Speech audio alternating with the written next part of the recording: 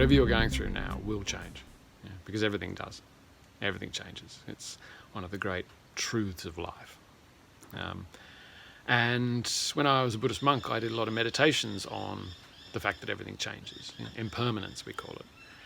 And by meditating on impermanence, the idea is that you develop mental shock absorbers for life.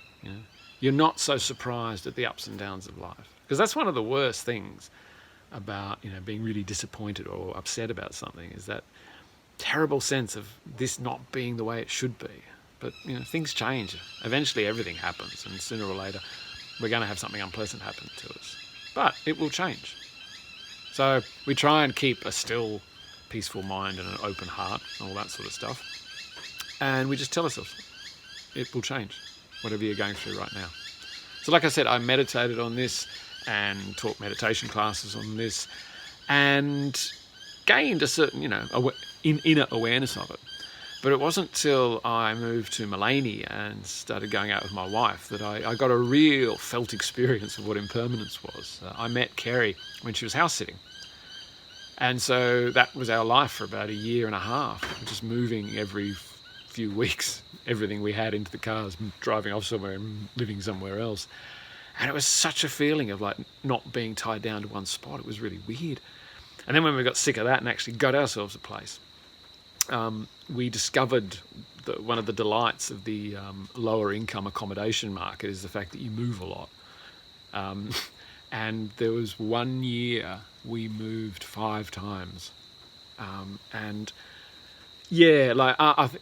the 4th or 5th time of lugging the same boxes to a different garage or a different mate's place to put in their garage, or just moving the same bloody furniture around all the time, there was this, everything changes. Like I just keep moving from one situation to another, just me and my boxes. So this poem was written about, I think it was move number 4 or something, and we'd stayed at this place, and it had been really good, but they'd sold.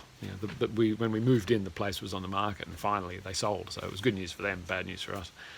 And this was the day of the move, and we had had a week of rain up until that point, and it was cold, and I was just dreading having to move all our crap in the rain, and just having to wear raincoats and stuff like that.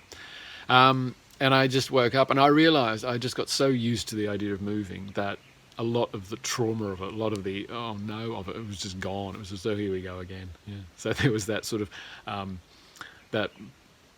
felt experience of impermanence as I awoke and spent my pre-alarm minutes gazing around thoughtlessly.